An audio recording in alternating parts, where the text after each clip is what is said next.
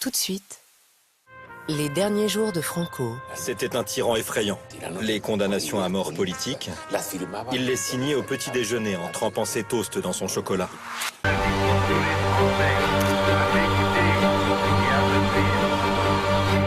Ce soir, la case du siècle revient sur les derniers jours de celui qui a régné d'une main de fer sur l'Espagne pendant plus de 40 ans, le général Francisco Franco. Ce film croise les témoignages de ceux qui l'ont côtoyé et ont accompagné son agonie, comme son médecin personnel, et d'autres qui l'ont combattu et qui combattent aujourd'hui encore la nostalgie de la dictature, comme Carlos Puigdemont, ex-président de Catalogne. Un documentaire qui souligne à quel point, 43 ans après sa mort, le fantôme du caudillo hante et divise toujours son pays. Tout de suite, Les derniers jours de Franco, un film de Richard Puech et Natalia Rodriguez.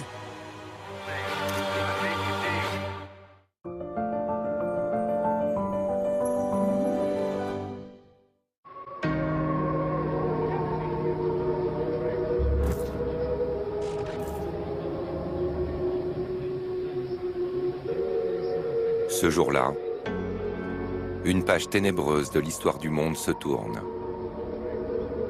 Le dictateur Francisco Franco est mort. Franco, le général qui a régné près de 40 ans sur l'Espagne. Franco, la plus longue dictature du XXe siècle. Il a été un tyran d'une cruauté terrible. Les condamnations à mort politique, il les signait au petit déjeuner en trempant ses toasts dans son chocolat. Au moment le plus agréable, il signait des peines de mort. C'était un tyran effrayant.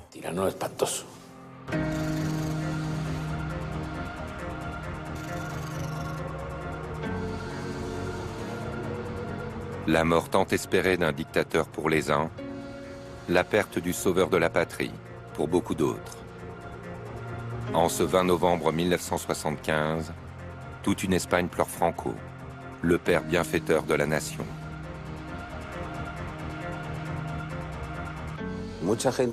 Beaucoup de gens ne se rendent pas compte de tout ce que l'Espagne d'aujourd'hui doit à l'œuvre de Franco. Franco a récupéré une nation qui était dans la misère et la destruction. Et à sa mort, c'était la 9e puissance mondiale. Dictateur né d'une guerre civile en 1939. Caudillo par la grâce de Dieu, qui a tenu l'Espagne d'une main de fer et de sang, Franco laisse à sa mort un pays traumatisé. Il y a eu 40 ans d'endoctrinement. Et ces 40 ans d'endoctrinement ont imprégné la vie de plusieurs générations jusque sous la démocratie. Quand Franco est mort, ce lavage de cerveau n'a pas disparu.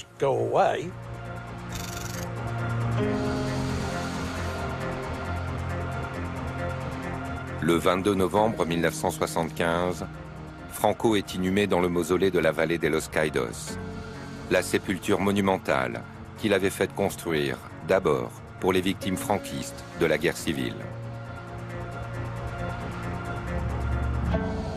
43 ans après, son corps y repose encore, défiant l'Espagne d'aujourd'hui.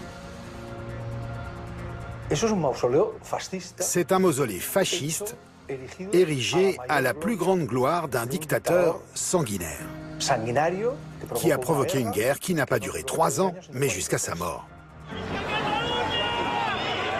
Aujourd'hui, alors que les indépendantistes catalans dénoncent un État franquiste et menacent le pays d'éclatement, le fantôme de Franco, plus de 40 ans après sa mort, hante toujours l'Espagne. En 2018, on ne parle pas de Franco pour parler d'une personne qui n'existe plus, mais pour faire référence à une culture politique toujours vivante et qui aujourd'hui nous empêche d'évoluer vers une pleine démocratie.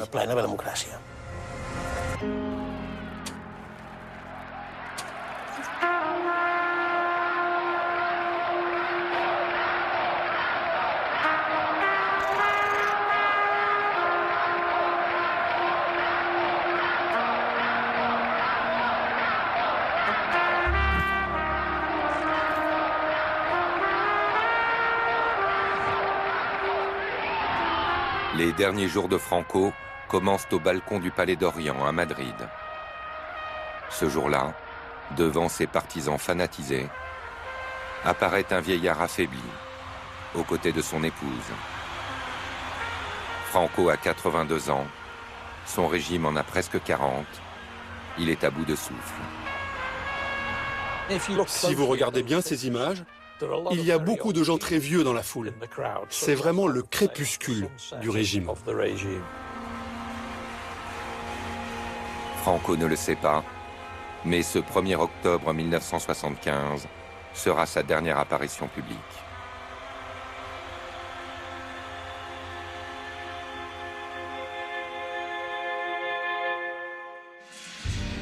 Deux semaines plus tard, dans son palais du Pardo à Madrid, Franco entame une longue agonie qui va durer 35 jours. 35 jours où se joue le destin de l'Espagne. 35 jours de 1975 qui racontent l'histoire d'un pays, de la guerre civile jusqu'à aujourd'hui.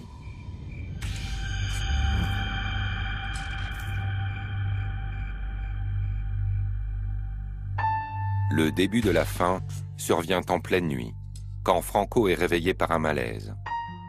Douleur à la poitrine, sueur, difficulté à respirer. Son médecin personnel croit à un problème digestif, mais son infirmière, elle, soupçonne une attaque cardiaque. Le lendemain, un électrocardiogramme confirme un infarctus. C'est gravissime. Une équipe de médecins est mobilisée dans le plus grand secret. Parmi eux, un cardiologue de 28 ans. On explique au général Franco qu'il a fait un infarctus, que c'est grave et qu'il doit cesser toutes ses activités politiques. Il est un peu étonné. Il nous dit « j'ai une petite grippe, mais je me sens bien ». Qu'est-ce que vous me dites? Est-ce que c'est grave? C'est tellement grave que vous pouvez mourir. Il a été surpris et il nous a dit « écoutez, aujourd'hui nous sommes mercredi. Je vais me coucher et faire ce que vous me dites. Mais après-demain, vendredi, j'ai un conseil des ministres que je ne peux pas manquer, parce qu'il y a des sujets importants. » Le surlendemain, avant de présider ce qui sera son dernier conseil, Franco est équipé de capteurs pour que ses médecins surveillent son cœur à distance, depuis l'antichambre, par télémétrie.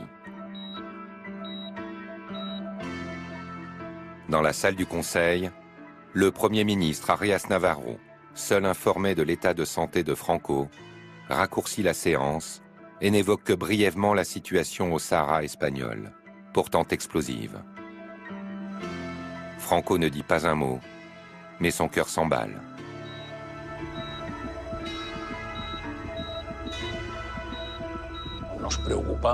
On était très inquiets. On craignait un arrêt cardiaque. Nous étions à 2 doigts d'interrompre le conseil, mais heureusement, il a été très bref. Après, le Premier ministre nous a demandé comment ça s'était passé. On lui a dit qu'on avait eu des petits problèmes, mais que tout allait bien. Officiellement, tout va bien. Le caudillo, 82 ans, est de retour aux affaires. Mais 3 jours après, le 21 octobre, les Espagnols apprennent la maladie de Franco par un bulletin co-signé par 9 médecins, dont le cardiologue Gamiz. Un bulletin soigneusement édulcoré, le premier d'une longue série. Il y a un mot, le mot infarctus, qui a été éludé à la demande de la famille et aussi du patient. On a juste écrit, la nuit du 15 octobre, le patient a été victime d'une crise d'insuffisance coronaire aiguë. N'importe quel élève de 3e année de médecine comprend qu'il s'agit d'un infarctus. On n'a pas menti. On a maquillé la vérité.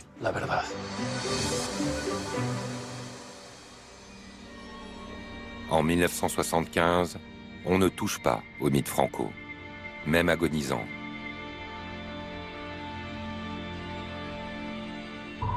Il reste le sauveur de la patrie de 1936, le généralissime victorieux de cette guerre civile qui a déchiré l'Espagne.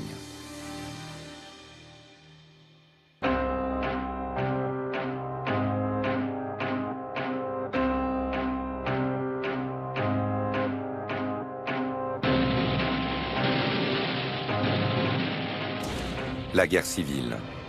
3 ans d'un combat fratricide entre deux Espagnes, celle des nationalistes contre celle des républicains. Une lutte à mort où la droite fasciste et militaire met à bas la jeune République espagnole de 1934 et écrase les forces de la gauche démocratique et communiste. Un bain de sang. Plus de 400 000 morts au total.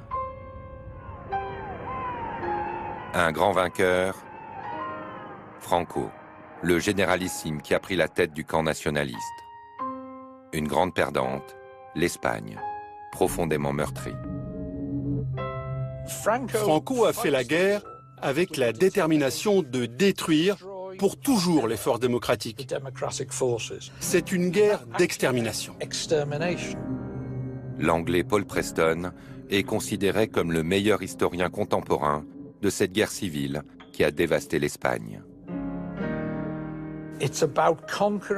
Franco conquiert du terrain centimètre par centimètre pour être sûr d'annihiler toute résistance. Il n'est jamais question d'une paix négociée. Franco combat de façon à détruire les forces démocratiques. Le général qui triomphe en 1939 est celui qui a déclenché cette guerre par un coup d'État en juillet 1936, quand il s'est soulevé contre la République, à laquelle il avait pourtant juré loyauté. Ce coup d'État de Franco, aujourd'hui encore, divise les mémoires. Javier Cercas, en écrivain engagé, voudrait exorciser ce traumatisme national. Nous vivons dans une putain de dictature du présent. Les gens croient que le présent, c'est seulement maintenant. Et que hier, c'est le passé, la préhistoire. Le passé espagnol ne commence pas aujourd'hui, ni en 1975. Il commence le 18 juillet 1936, quand il y a eu ici un coup d'État. Un coup d'État contre une république démocratique. Accuser Franco d'être un conspirateur est l'un des plus grands mensonges de l'histoire. L'ancien amiral Juan Chicharo, président de la Fondation Franco à Madrid, défend une autre lecture du coup d'État de 1936. Dire qu'il y avait un gouvernement légitime en Espagne en 1936, c'est faux. La légalité n'existait pratiquement plus, c'était l'anarchie. La révolution russe avait à peine 15 ans, et en Espagne aussi la révolution était en marche. Donc je n'appelle pas ça un coup d'État, mais une contre-révolution. Franco ne s'y est joint qu'à la fin.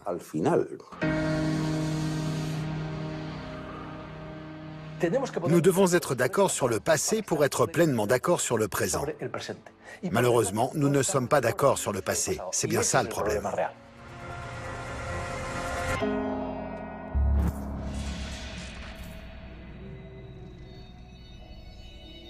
Quelques jours après son infarctus, l'homme du coup d'État de 1936 s'isole dans son bureau avec Carmen, sa fille unique, sa seule confidente. Franco lui confie son testament, où il défend son legs d'une Espagne una, grande et libre. Mais l'Espagne est-elle vraiment une, grande et libre, après des décennies de dictature ?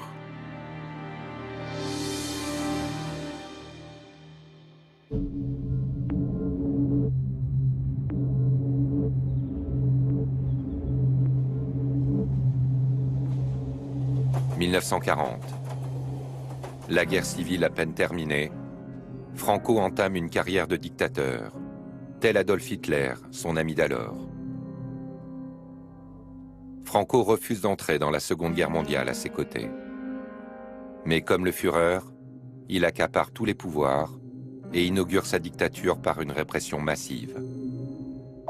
Dès 1940, Franco fait fusiller des dizaines de milliers de prisonniers républicains, après des procès sommaires, une justice de vainqueur. Selon les documents, il y a eu 25 000 condamnations à mort et tous ont été fusillés. Mais le camp républicain avait assassiné plus de 70 000 personnes innocentes. Et donc la plupart de ces 25 000 fusillés avaient du sang sur les mains.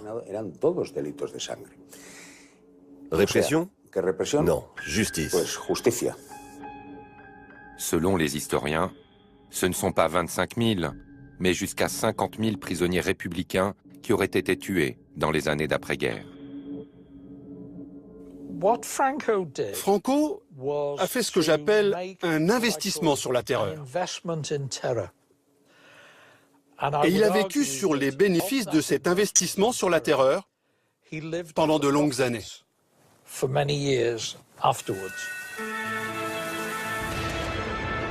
Dès 1940 aussi, Franco confisque la mémoire de la guerre civile en lançant la construction d'un gigantesque mausolée pour les morts du camp nationaliste dans la vallée de Los Caídos, près de Madrid, employant des milliers de prisonniers de guerre comme ouvriers, laissant les corps de quelques 150 000 républicains croupir, eux, dans des fosses communes.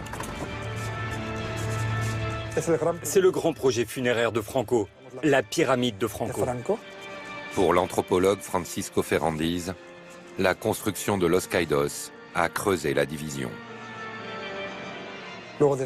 Dès l'origine, on peut difficilement considérer Los Caídos comme dédié à la réconciliation. C'est un monument pour les vainqueurs.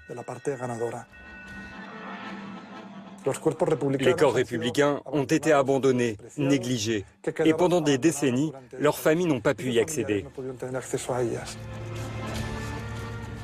Dès 1940 toujours, Franco impose l'unité de l'Espagne par la force, en opprimant les régionalismes, en particulier catalans.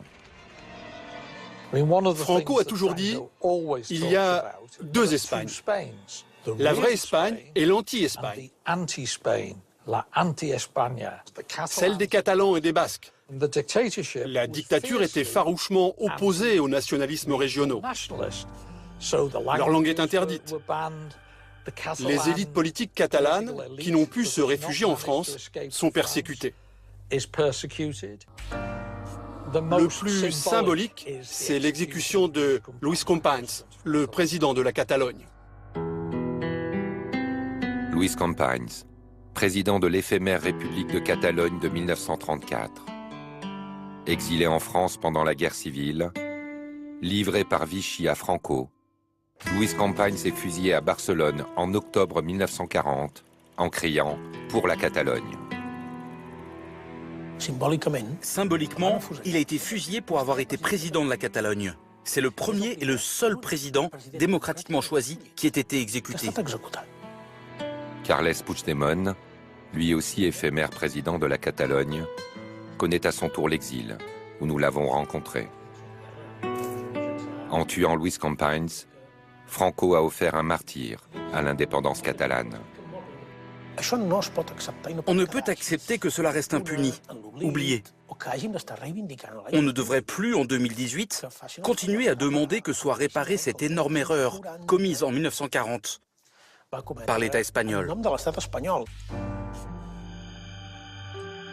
Dans les années 1950, Franco, autoproclamé caudillo, le guide, par la grâce de Dieu, installe solidement sa dictature, avec l'Église et l'armée comme piliers, et le culte de la personnalité comme ciment.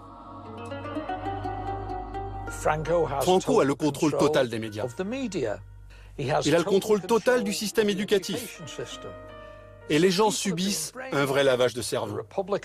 Les républicains sont des diables, des suppôts de Moscou, des meurtriers. Alors que Franco, lui, est le père bienfaiteur de la nation. Franco est admiré dans le monde entier. En el 20º aniversario de la victoria nacional, se inaugura la gran basílica de la Santa Cruz del Valle de los Caídos. En 1959, 20 ans après la fin de la guerre civile, Franco inaugure en grande pompe son mausolée de la vallée de Los Caídos. Le caudillo savoure son triomphe. Il est au sommet de son pouvoir.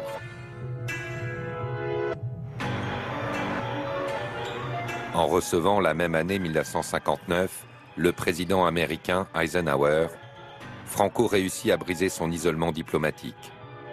En pleine guerre froide, le dictateur s'impose comme un allié incontournable du camp occidental.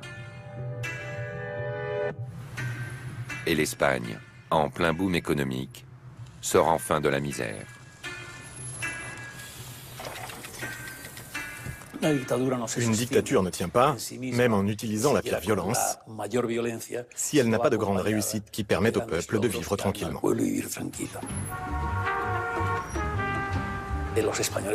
Les Espagnols ont commencé à avoir leurs voitures, leurs maisons à la mer. Les gens vivaient tranquilles. Une tranquillité, bien sûr, surveillée par les mitraillettes, mais la tranquillité.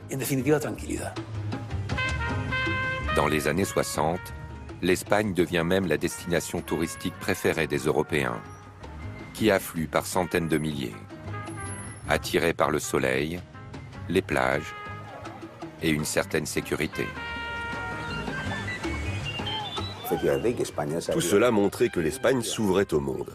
Le tourisme a commencé à se développer et les Espagnols de l'époque, j'en fais partie, étaient très surpris par l'arrivée des touristes suédoises. Les Espagnols voyaient autre chose. Ce n'est pas une blague, mais sur les plages, il y avait des femmes en bikini. Des Suédoises en bikini. Alors que jusque-là, les femmes espagnoles se baignaient en robe. Il y a eu tellement de changements. On écoutait les Beatles comme partout dans le monde. La société avait changé. Ce qui n'avait pas changé, c'est la structure.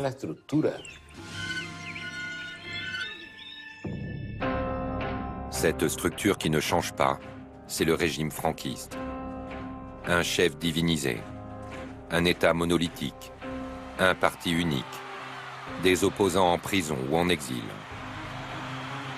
Franco a une réelle assise populaire, mais quel héritage laisse pour l'Espagne une si longue dictature? Une grande partie de ce pays a accepté la dictature, et certains avec enthousiasme, parce qu'elle procurait du bien-être. Je n'appelle pas ça dictature, j'appelle ça unité de commandement. Franco avait une obsession, la justice sociale. Il voulait créer les conditions de l'industrialisation de l'Espagne. Si on regarde le boom économique, oui, on peut dire que le régime de Franco, c'est super. Mais si on regarde le coût, les gens assassinés par le régime, ceux qui ont souffert en exil, peut-on vraiment dire que Franco a été bon pour l'Espagne?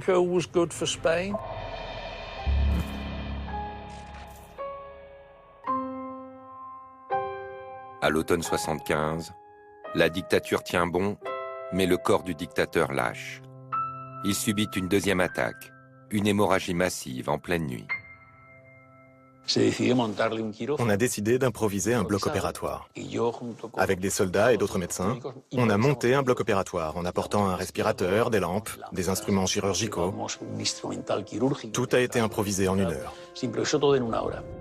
L'antique infirmerie transformée en bloc opératoire est à l'autre bout du Pardo, un bâtiment qui date du XVIe siècle. Ce palais n'est pas fait pour être un hôpital, ni permettre le passage d'un brancard. On s'est rendu compte que le brancard ne passait pas par les portes. Mais comme il fallait opérer de toute urgence, on n'a pas trouvé mieux que de transporter Franco dans un tapis. Un magnifique tapis du palais qui nous a permis de brancarder le patient. J'ai vu alors des militaires laisser couler d'énormes larmes et saluer au passage du caudillo moribond. L'opération est épique. Franco est anesthésié. En ouvrant son abdomen, les chirurgiens retirent de son estomac un caillot de sang de 2 kilos.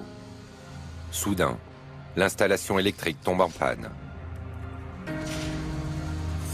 Il faut finir d'opérer à la lumière d'une lampe de bureau. Mais Franco survit.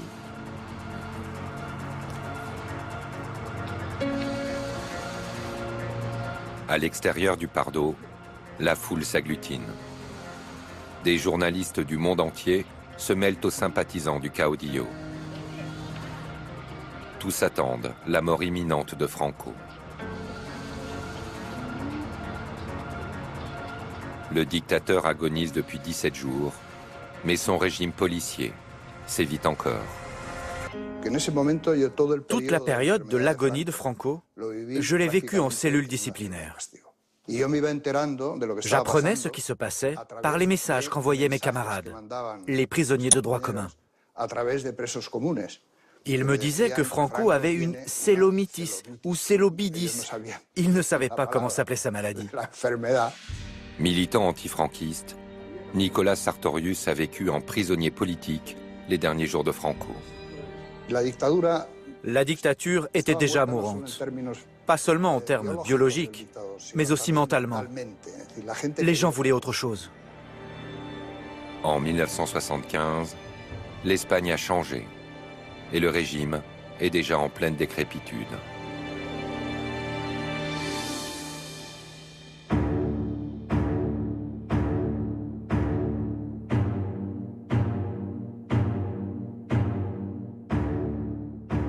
Le déclin commence en 1969, quand Franco contracte la maladie de Parkinson. Il a alors 76 ans, il se résout à désigner son successeur. Ce sera le prince Juan Carlos, 31 ans, qu'il couve depuis l'enfance. Un Bourbon, descendant de Louis XIV, pour remplacer un dictateur. Un choix politique. Pourquoi Juan Carlos comme futur roi d'Espagne? Parce qu'il est un Bourbon? Non, mais parce que selon la loi de succession de 1947, il est choisi par Franco. C'est sa seule légitimité. C'est aussi parce que Franco est sûr que puisqu'il a élevé Juan Carlos, qu'il l'a préparé à être son successeur, il ne sera pas une menace. Franco traite Juan Carlos comme son fils, mais le maintient dans l'ombre, à l'écart des affaires. Pour gouverner, le vieux caudillo s'appuie sur un franquiste du premier cercle, l'amiral Luis Carrero Blanco, qu'il fait Premier ministre. C'est son homme de confiance, loyal et compétent, peut-être son vrai dauphin. Mais en décembre 1973, Carrero Blanco est assassiné dans un attentat spectaculaire à Madrid. Les indépendantistes basques ont fait sauter sa voiture, projetée en l'air sur plusieurs étages. C'est sûr que l'assassinat de Carrero Blanco est un tournant. Franco le voyait comme son successeur. Il a été très affecté. Que serait-il arrivé si Carrero n'était pas mort? C'est de la science-fiction. En cette fin de règne, Franco ne donne aucun signe d'ouverture démocratique. Au contraire, il nomme Premier ministre Carlos Arias Navarro, un franquiste pur et dur. Le régime se sclérose, la société espagnole étouffe. C'était la démoralisation, le manque de culture, la censure. Il n'y avait pas de syndicats, pas de droit de grève, pas de liberté d'expression ni de manifestation. Les gens se faisaient arrêter, emprisonner. Les exécutions continuaient. C'était une période profondément négative. En septembre 1974, un nouvel attentat fait 12 morts dans une cafétéria, en plein centre de Madrid. Un attentat signé par l'ETA. L'ETA, l'organisation séparatiste basque, la même qui a tué Carrero Blanco, intensifie la lutte armée clandestine contre l'État franquiste. Le gouvernement d'Arias Navarro répond par une répression accrue. À l'été 75, 5 militants antifranquistes, dont 2 membres de l'ETA, sont condamnés à mort.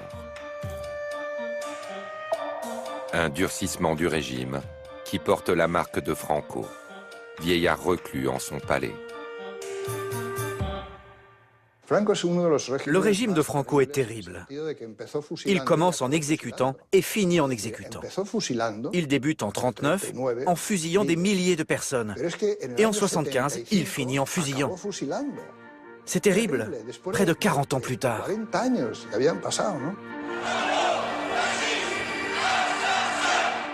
Partout en Europe, ces condamnations à mort provoquent une réprobation unanime. Des manifestations antifranquistes ont lieu dans toutes les capitales. À Lisbonne, l'ambassade d'Espagne est incendiée.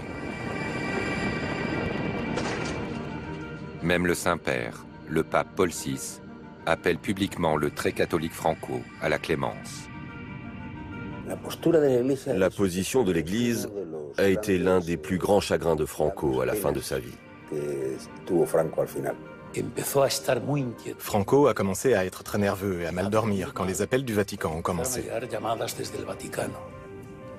Le pape téléphonait au Pardo, disait qu'il était Paul VI et qu'il voulait parler à Franco. Et on lui répondait qu'il était occupé ou qu'il dormait. Jamais on ne lui a passé l'appel. 5 peines de mort pour des militants antifranquistes qu'il voulait exécuter au garrot, par étranglement, pour les humilier encore plus. Mais ça n'a pas été possible, ils ont dû être fusillés parce qu'il n'y avait pas assez de bourreaux pour les étrangler. Juan Tarda, militant de toujours de l'indépendance catalane, avait 22 ans à l'époque de l'agonie de Franco. Le régime franquiste a alors organisé une grande manifestation pour rendre hommage au dictateur, qui, selon eux, avait été offensé par la communauté internationale. Au balcon, il y avait le dictateur, moribond. Cette manifestation du 1er octobre 1975, qui défie l'opinion mondiale, marque la dernière apparition publique du dernier dictateur d'Europe. Regardez Juan Carlos. Il a l'air tellement embarrassé d'être là. Oui, c'est vraiment le crépuscule du régime.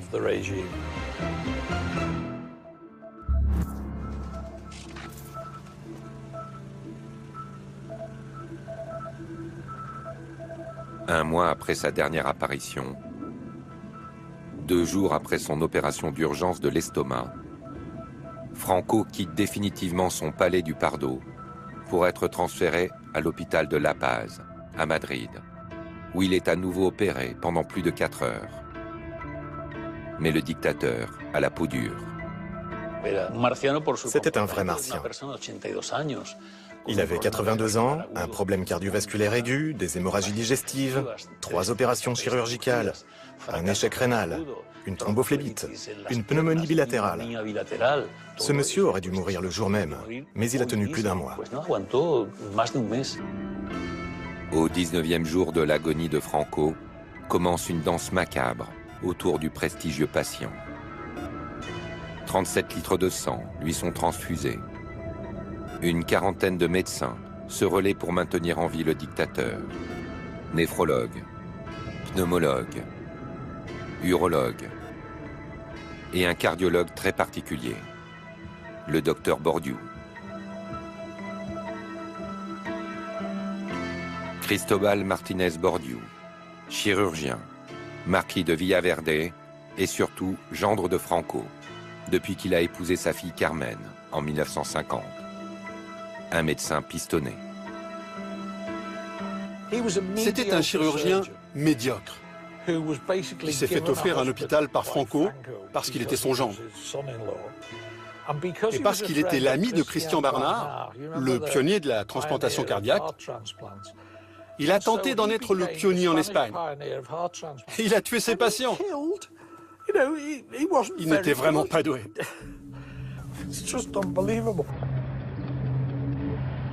À l'extérieur de l'hôpital La Paz, transformé en forteresse, les Espagnols n'ont droit qu'à des bulletins médicaux laconiques, mais de plus en plus inquiétants.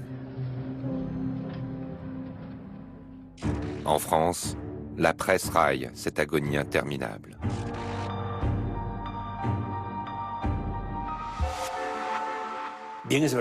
On a traité l'équipe médicale de tous les noms. On nous a traités de bouchers, d'être à la solde du régime. On a dit que Franco était déjà mort depuis des jours et qu'on gardait son corps dans la cave du Pardo, qu'on l'avait mis en hibernation et qu'on allait l'y laisser des années jusqu'à son rétablissement. Tout était absolument faux. S'il y a soupçon d'acharnement thérapeutique, c'est que certains ont beaucoup à perdre avec la mort du caudillo. Les vieux franquistes, comme le Premier ministre Arias, ou les 3 membres du Conseil de Régence, chargés d'organiser la succession. Rodríguez de Valcarcel, président du Parlement, pour la Phalange, le parti franquiste. Monseigneur Cantero Cuadrado, archevêque de Saragosse, pour l'Église. Et le lieutenant-général Salas Larrazabal, pour l'armée. 3 piliers du régime qui tentent de brider l'héritier désigné, le prince Juan Carlos, suspecté de sympathie pour la démocratie. Il y avait un groupe issu de l'extrême droite, soutenu par des généraux, qui voulait à tout prix empêcher Juan Carlos d'arriver au pouvoir. Contrairement à Franco, eux ne pensaient pas pouvoir le contrôler. Donc, ils faisaient tout pour maintenir Franco en vie. Proche de cette mouvance, le docteur Bordiú, marquis de Villaverde, orchestrerait la survie artificielle de son beau-père. La guerre de succession dégénère en conflit familial. Autour du dictateur plongé dans le coma, le ton monte entre Carmen et son docteur de mari. La fille de Franco exige qu'on abrège le calvaire de son père. L'histoire retiendra ces derniers jours comme l'épilogue grotesque d'un dictateur. Parce que la fin de Franco, comme homme, a été grotesque. Grotesque jusqu'au bout. Dans la chambre d'hôpital, les fenêtres ont été obturées pour éviter les photos indiscrètes. Mais un paparazzi est dans la place. J'étais en train d'aspirer par la sonde nasale, et tout à coup, un flash. J'ai cru à un éclair car il y avait de l'orage, mais je lève la tête et je vois le docteur Bordiú en train de faire des photos. Je dis, chef, qu'est-ce que vous faites? Il me répond qu'il fait ça pour l'histoire, pour garder un témoignage de ce que nous faisons. Des images uniques des derniers jours de Franco qu'on a longtemps cru disparues. Un jour, je lui demande, « Chef, que sont devenues les photos du Caudillo ?» C'était de la pellicule qu'il fallait développer. Et il me dit, « Elles se sont abîmées. » Je dis, « Ah bon? Pas de chance. » L'intrigant docteur Bordiú, marquis de Villaverde, a toujours nié être l'auteur de ces clichés qui seront vendus à prix d'or à la presse People.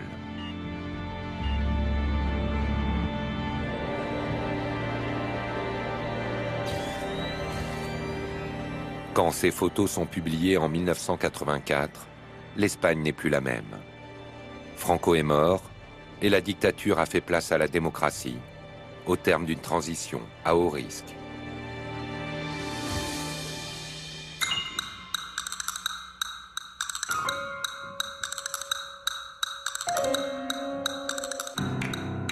Le 22 novembre 1975, au lendemain de la mort de Franco, Juan Carlos prête serment et devient roi d'Espagne. N'en déplaise aux dignitaires franquistes. Mais ce jeune roi de 36 ans, qui est toujours resté dans l'ombre du dictateur, demeure une énigme. Franco pense que Juan Carlos est un choix sûr. Avec la façon dont il est formé, le serment qu'il doit prêter et les institutions du franquisme, il sera coincé. Son seul job sera de faire marcher la dictature. De fait, Juan Carlos règne, mais Arias Navarro reste Premier ministre et la vieille garde franquiste tient toujours solidement les rênes.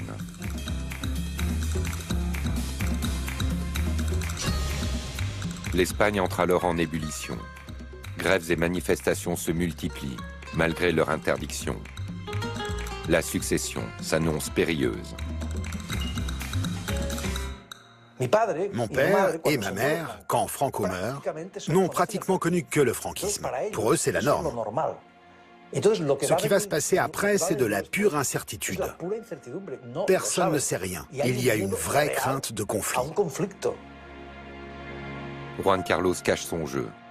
En secret, il a déjà pris contact avec les opposants politiques en exil. Les 6 premiers mois, Juan Carlos utilise sa position de successeur pour calmer les vieux franquistes. Pendant que dans la coulisse, Ses conseillers préparent un autre futur. Le roi abat soudain son jeu en juillet 1976, en nommant Adolfo Suárez, Premier ministre. Adolfo Suárez, 43 ans, est issu de la Phalange, le parti franquiste, mais il est acquis au changement. Il agit très vite. Dès 1977, tous les partis politiques sont légalisés, dont le Parti communiste. Adolfo Suárez permet le retour d'exil du chef communiste Santiago Carrillo, le symbole de l'antifranquisme, et celui de Felipe González, le jeune chef du Parti socialiste, alors réfugié en France. Les acteurs de la transition démocratique sont en place. Elle va être exemplaire. Passer d'une dictature à une démocratie, sans révolution, sans coup d'État, sans guerre, il n'y a pas de précédent. 2 siècles de conflits entre ce que les poètes appellent les deux Espagnes sont résolus en quelques dizaines de jours, dans un pacte que nous appelons le consensus. Compagnon de lutte et bras droit de Felipe González, Alfonso Guerra est l'un des artisans de cette transition pacifiée. On a réussi un accord qui a donné à l'Espagne ses meilleures années. La surprise totale est que ceux qui ont fait la transition sont un phalangiste, Adolfo Suárez. Ce type était un phalangiste. Et un communiste, Santiago Carrillo. Les deux venaient de partis sans tradition démocratique. C'est une surprise absolue.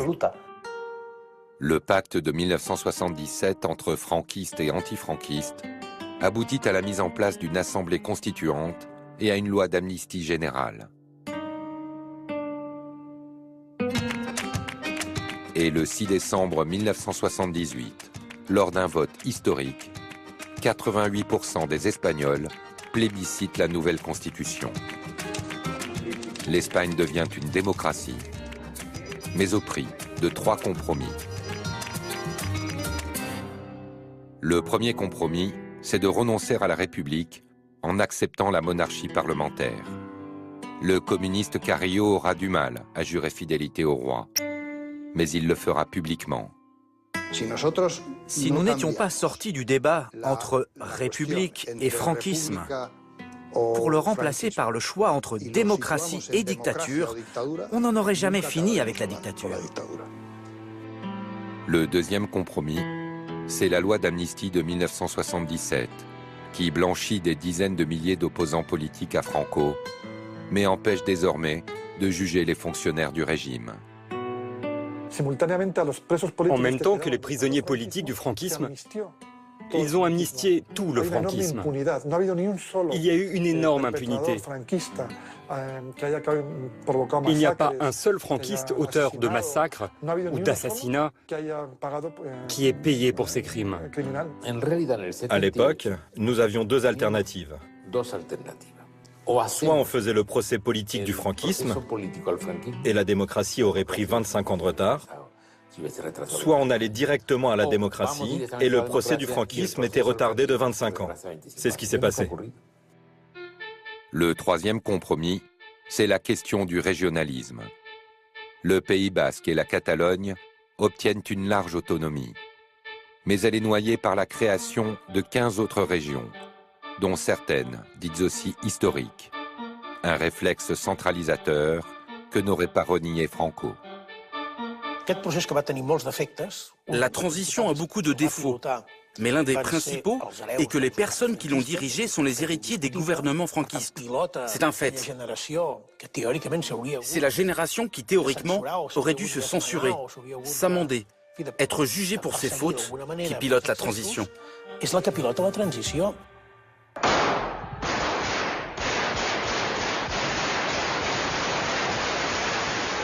Le 23 février 1981, la prise d'assaut brutale du Parlement par le lieutenant-colonel Terrero révèle soudain la fragilité de la jeune démocratie espagnole en réveillant le spectre des années noires. Le 23 février 1981, Au moment du coup d'État dans le Parlement, personne ne sort dans la rue. Instantanément, tout le monde se souvient de la guerre. Confirmo que he ordenado a las autoridades civiles y a la Junta de Jefes de Estado Mayor que tomen todas las medidas necesarias para mantener el orden constitucional dentro de la legalidad vigente. En intervenant aussitôt en direct à la télévision, Juan Carlos stoppe net ce baroud d'honneur de la vieille garde franquiste et sauve le processus démocratique. On gagne une chose importante parce que l'Espagne n'était pas monarchiste. Mais avec ce coup d'État, tout le monde devient Juan Carlista. L'élection de Felipe González, en novembre 1982, vient parachever la transition. Un socialiste antifranquiste devient Premier ministre. La page de la dictature semble définitivement tournée. L'Espagne peut faire la fête et oublier. L'oubli est venu après, dans les années 80, quand beaucoup de gens, le pays presque tout entier a décidé que ce qu'ils voulaient, c'est « au diable le passé, au diable la guerre civile ». Nous voulons devenir des Européens et vivre comme les Européens. Nous voulons être prospères, nous voulons être modernes et même post-modernes.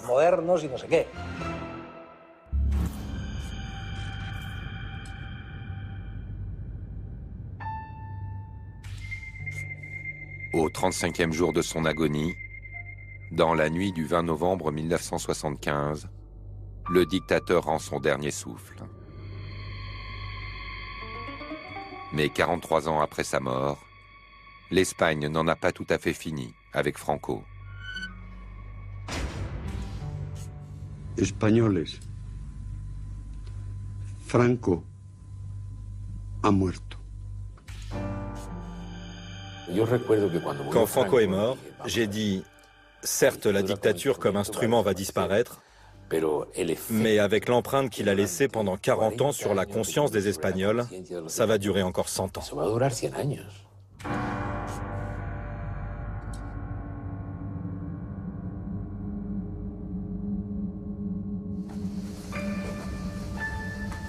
« 43 ans après la mort du dictateur, l'Espagne commence tout juste à ouvrir les fosses communes où gisent quelques 150 000 morts républicains de la guerre civile. Un passé traumatique ressurgit. Les Espagnols sortent d'une longue amnésie. La génération qui a fait la guerre civile a vécu sous un état de terreur. Ils étaient silencieux, ils ne pouvaient pas parler. Et leurs enfants, la génération suivante, ont aussi grandi sous un état de terreur. Mais arrive la génération d'après, celle des petits-enfants à laquelle j'appartiens, qui commence à ouvrir les fosses. Les fosses communes sont ouvertes au XXIe siècle par les petits-enfants. Ils se rendent compte que c'est une injustice que leurs proches aient été jetés, comme on dit en Espagne, jetés comme des chiens. En 2007, le gouvernement socialiste fait voter la loi pour la mémoire historique, qui s'attaque aux traces encore visibles de la dictature. Des statues de Franco commencent à être déboulonnées de leur piédestal. Mais cette loi pour la mémoire réveille les divisions enfouies. Elle en fait trop pour les uns, trop peu pour les autres. Dans ce Parlement, où des lois démocratiques sont votées, il y a toujours des salles dédiées à des personnes qui sont non seulement des complices de la dictature, mais des exécuteurs. Personne n'imagine qu'à l'Assemblée nationale française, au Bundestag, il y ait une salle dédiée à Pétain ou à Goebbels. Aujourd'hui encore, subsistent partout en Espagne des rues au nom de dignitaires franquistes. La Fondation Franco s'oppose farouchement à ce qu'on les débaptise. La loi sur la mémoire historique est une loi très sectaire. On enlève le nom de la rue du général Franco et on le remplace par celui de Largo Caballero, qui se proclamait le Lénine espagnol. La réponse serait de laisser les noms, mais avec une explication. Ça réglerait la question. Rue du général Yagou, l'homme responsable du meurtre de 2000 personnes à Badajoz. Alors que les traces physiques de Franco s'estompent, les traces psychologiques et politiques sont plus tenaces. En octobre 2017, la proclamation de l'indépendance de la Catalogne, après un référendum considéré comme illégal par l'État espagnol, ravive les cicatrices du franquisme. Quand Franco meurt, il y a la transition vers la démocratie où il y a d'autres priorités. Le désir d'autonomie est alors secondaire. Mais il demeure, et il n'a pas fallu longtemps pour que, sous la démocratie, il ressurgisse. Je me sens dans l'obligation de maintenir la continuité historique d'une institution injustement et illégalement suspendue. Je me sens l'obligation de défendre le droit de la Catalogne à l'autodétermination.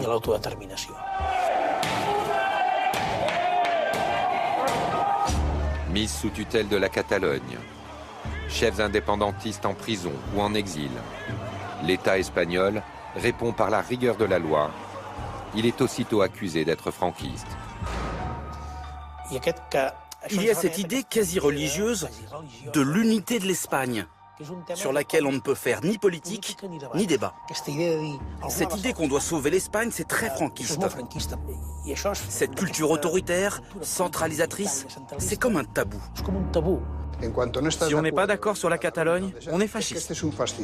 Dire que l'Espagne continue à être un État franquiste, c'est une offense. C'est une offense pour nous, qui avons lutté contre cet État franquiste.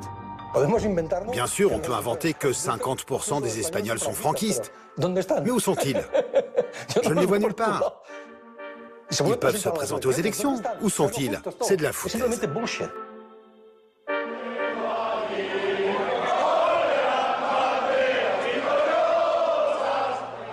Des franquistes, il y en a encore au moins une poignée. Ceux qui, à l'été 2018, manifestent contre la sortie du corps de Franco du mausolée de la vallée de Los Caídos, où il repose depuis sa mort. La sortie de Los Caídos des restes du dictateur est désormais programmée. L'Espagne va-t-elle enfin en finir avec Franco? Il faut en terminer avec cette situation insolite en Europe, où il y a un grand monument dédié à un dictateur. C'est une blessure que nous avons encore et qu'il faut surmonter. Nous parlons de 40 années d'ignominie. Faisons ça bien, pour une fois. De la façon la plus rapide et la plus efficace possible. Ça, on peut le faire.